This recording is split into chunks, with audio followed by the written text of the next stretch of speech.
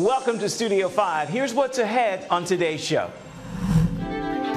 We hold these truths to be self-evident. The most significant events in our nation's history may be the American miracle. One of the themes, certainly, of American Miracle is gratitude. A gym owner merges fitness and faith. What a lot of people know, but they don't for some reason seem to apply, is that we only have one life. We need to do the best that we can to take care of ourselves. And hit the stage with dance, drama, and a dynamic story.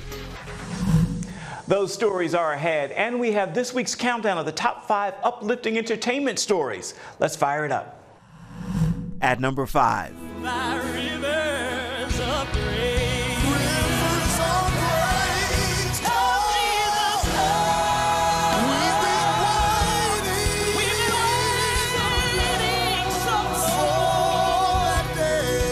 Flashbacks to CeCe Winans' unforgettable American Idol Easter performance, as the gospel singer shares these exclusive, personal behind-the-scenes snapshots from the day.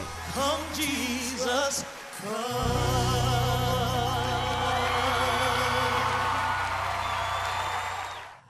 At number 4. Who knew in 1982, when I published my very first book, Entertaining, that in 2024, I'd be standing here telling you about my 100th book. Culinary queen Martha Stewart surprises many, sharing one thing she's never done. Martha Stewart starred in a Super Bowl ad for Uber Eats earlier this year, but while appearing on the Kelly Clarkson show April 28th, she made a startling confession. You want to know a secret? I have never ordered in. No. Are you kidding me? No. And from the top 5, we turn to the American Miracle. It's a cinematic journey through some of the most important events in this country's history. I came to persuade you to avoid these dangers. We hold these truths to be self-evident, that all men are created equal. So, Michael, as you're writing the book, The American Miracle, did you have in your mind's eye that it was going to be a movie? No. We must find a path forward where they will have a future that is very different than their past. It just seemed like an impossible project. And I am very thrilled that I met Tim, and we actually decided to do this thing. He will become the founder of a mighty empire. The basic theme of the book is a series of stories that are incredible and very unlikely. And they are all happy accidents, things that help the United States. But the theme of the book is that a pattern of happy accidents is still a pattern. And the pattern here is one that indicates, as it says with the film, our nation is no accident. So, Tim, why do you sign on to do the impossible, if you will, turn this book into a film? It was such an important story. And my films have always looked for evidence of God acting in history. Yeah. And Michael trusted me, and I was very thankful for that. And we really saw God's providence in the making of the film. Speaking of God's providence, looking at history, not revealing too much of what people are going to see, share 1 or 2 providential moments that you've uncovered. Oh, one of the stories that you see in the film is George Washington's first experience with battle. And he actually came very close to being killed. Washington had bullet holes in his cloak. He had 2 horses shot out from under him. George Washington surely has been raised up and protected by God to do a singular service to his country. What was the challenge in making these stories and these providential moments come to life for you? There's so much that most of us don't know about our history. And I think that's the thing that's very important in this film, is that this film is going to give the audience the basic understanding that they might not have gotten. And it leads us all the way through to the question of, is his presence in certain situations? And has he guided this nation with its founding, with these documents, the Constitution, to become something that no other nation had. And that's the beauty of what I think this film provides. Whenever people talk about the good luck of America, how could it be that this series of colonies on the edge of the wilderness and the ocean on the other side, that those colonies would produce in one generation George Washington and John Adams and Alexander Hamilton and Benjamin Franklin and James Madison, and all of these titans, and they didn't believe it was an accident. Amazing story. Done very well. Why is America a miracle? Well, because it's illogical. And that kind of story, which was at the time embraced as an act of God, something that defies logic, that's the kind of story that we tell in the movie.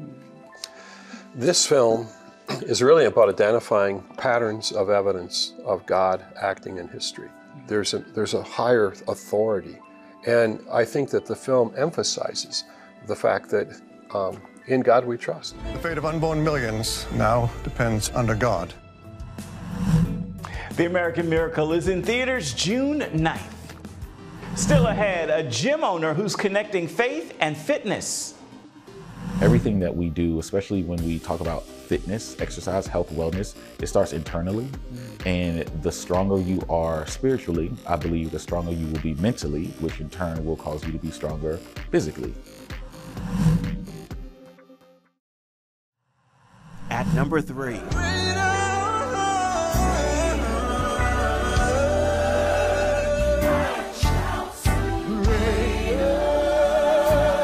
Studio 5 was there for Darius Washington's album pre-release celebration.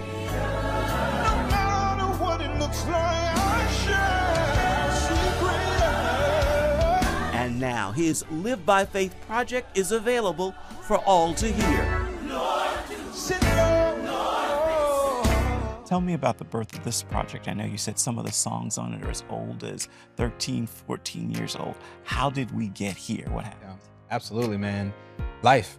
I like that. So lots of trials, lots of tribulation, lots of tests, just throughout the years of going through divorce, homelessness, and evictions, or repossessions, losing everything, starting businesses failing, but still staying true and faithful to gospel music and the sound of gospel music and my church roots. We walk by faith and not by sight. That's how we know everything will be alright.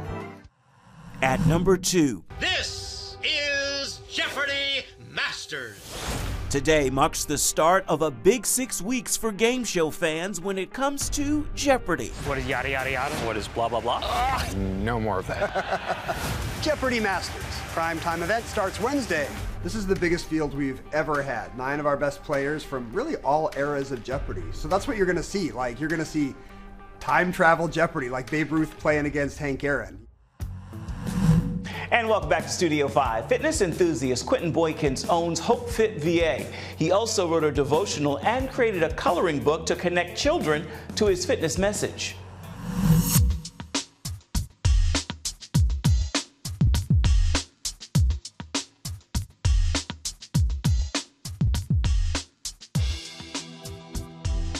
For you, where did the fitness journey begin? What happened? So I grew up an athlete, but never really was into exercising just because. But a buddy of mine in college, he went to Virginia Wesleyan, and he used to work out all the time because he was on the track team. So I would go and work out with him, and that's kind of where I was like, you know what, I kind of enjoy this a little bit more than I thought I would. So then when I would be working out by myself, I'd see people would come up to me and ask, hey, I've never seen exercise done like that, or hey, where'd you learn this, or something like that. And then that's when I figured out, it's like, oh, wait a minute, people are paying attention to what I'm doing. And then I started helping people, started just doing it just because. And then people were saying, hey, you know, I'll pay you 20 bucks here, something like that. And then it's like, this could actually be a career. And we're sitting here in your gym, and you've been at it here in this space for about 3 years. Yeah. Take me back to the start. What gave birth to the name and what made you say a gym is what I want? Thinking about the origin and the journey is humbling to me because we started at the church we were going to at the time. And I felt like the church body should be the most healthy body. And so it started there, and then working with different people, different organizations, different gyms, and building up a following kind of as I went. God provided an opportunity, saw this space and said this would be perfect. And God made everything else happen, and here we are 3 years later. Nice, yeah. Nice. You have a devotional, if you will, a 21-day. So at the end of my Tuesday night class, I do a Tuesday night HIT class here at the gym every night, every Tuesday. And the ladies who are in that class, every time we do that class, I give them something to take home as far as like inspirational, motivational, and they deem those Q-isms.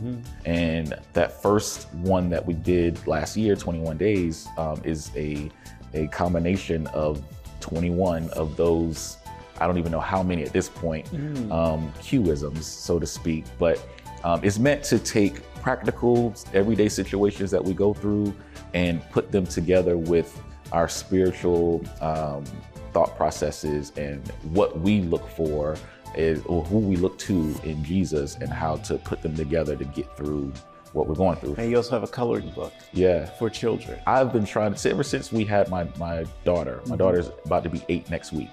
And ever since we had her, I was trying to think of some way to tie in something with children, but I never could think of what it was. One day I'm sitting at home and I'm like, man, what can I do with her that she'll enjoy, but that I'll enjoy? And it just was like coloring. Another day it came to me, well, why don't you add the exercise, like make it exercise related, but add the name of the exercise. And I'm like, man, so it went from a coloring book to now handwriting to now letters, learning letters. So it actually turned into more of a learning tool as opposed to just an activity. Is there a spiritual connection to transforming the body? Yes, 100%. Everything that we do, especially when we talk about fitness, exercise, health, wellness, it starts internally. And the stronger you are spiritually, I believe the stronger you will be mentally, which in turn will cause you to be stronger physically. Quinton's devotional, 21 Days to a Greater You, and his fitness coloring book are both available through Amazon. They say a picture is worth 1,000 words. With that in mind, we take a moment to bring you this week's Studio 5 Snapshot. Today, Wednesday, April 30th, is International Jazz Day, and it wraps this Jazz Appreciation Month. So it's only fitting we share images from these jazz pioneers and those who are keeping the music alive. This month is an annual tribute to jazz as both a living and an historic music. Its first year was 2001, with funding from none other than the Ella Fitzgerald Charitable Foundation, which continues to support JAM, Jazz Appreciation Month, every year. And that's a look at this week's Studio 5 Snapshot. Still to come here on Studio 5, a powerful theatrical experience shares the epic story of God's love. I wanted to show the reality of what I call the spiritual battle for the destiny, identity, and calling of young people. And then it grew over the next 25 years to what it is today. Welcome back to Studio 5. Here's a look at the #1 story making headlines in the world of uplifting entertainment this week. At #1. For the past 21 years, she's blazed a trail in the industry as a platinum-selling artist, Golden Globe nominee, and Grammy winner. That journey started here, and she's back tonight with her new single, Have Your Way. She is Fantasia Barrino, and she returned to the American Idol stage with a gospel single.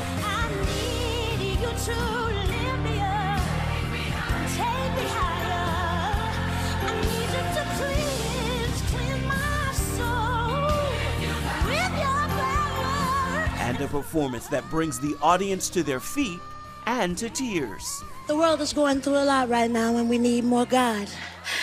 So I allowed him to use me on the biggest stage ever. The Thorn is a live theatrical experience described as Cirque du Soleil meets The Passion, and together they share the story of God's love with dance, music, and drama.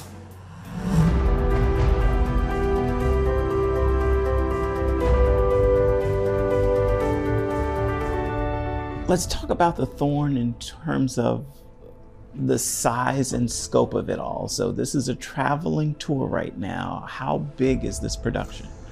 Yeah, so the tour is 52 cast and crew, and the cast comes from all over the world.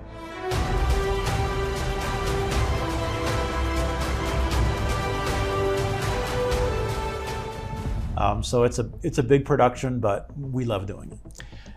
How would you describe this production? It's the passion story. What's unfolding on stage? Yeah, that's great. So it's the story of the gospel told from the book of Genesis to the book of Acts.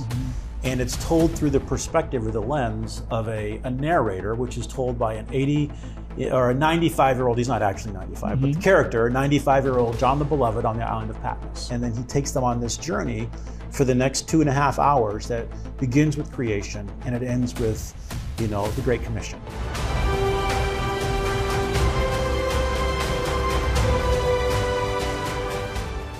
It's been described as like a Cirque experience meets The Passion. But it's very immersive, very fast-paced. We get a lot of comments from people that say, I don't love live theater and I love The Thorn.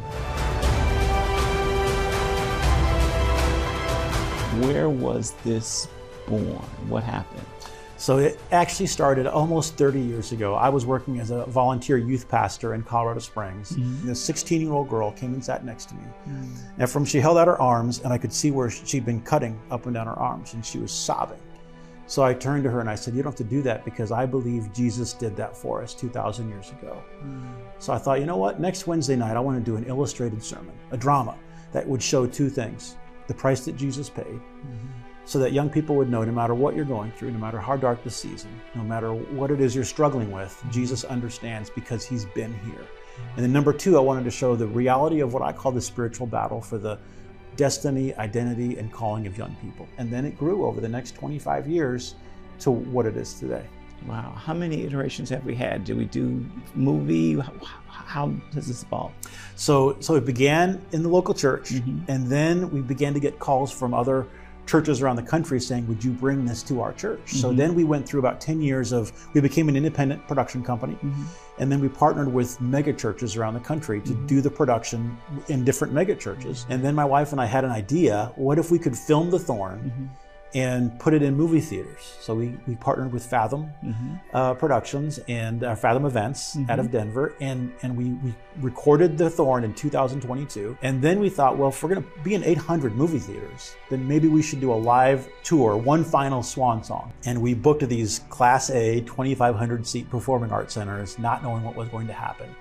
And it was an Ephesians 3 moment, more than we could have asked, thought, dreamed, or imagined. Almost every city, every show was totally sold out. People of all ethnicities, all backgrounds, seekers. Where culture says the best stories are told, we're bringing the greatest story of all. Wow. Why do you think it works? Well, number one, I think it's good. The main reason it works, though, is because God wants it to. And if we will allow our gifts to be used by God, and if we can get out of the way, then I think the Holy Spirit does something even way beyond us.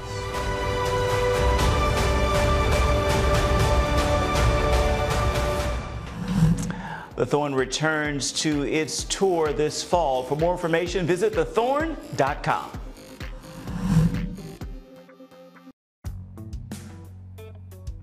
Welcome back to Studio 5. Music helps us to bring you this show each and every week, and this week's soundtrack comes from Debbie Winans, from that magically musical family. Take a listen and you'll hear why her song Crucifix is what's playing in my ear. The crucifix was a place of shame, a great disgrace, left upon your name, a display that's loud and clear, invoking a deep-seated fear in hopes to dissuade all men. On that musical note, we are just about out of time for this week's edition of Studio 5. So let's take a moment and look ahead at next week's rundown. I love you, Lord, for your mercy never fails me. We saw multi-award-winning artist CeCe Winans earlier in the show. Oh, I will sing of the goodness of God.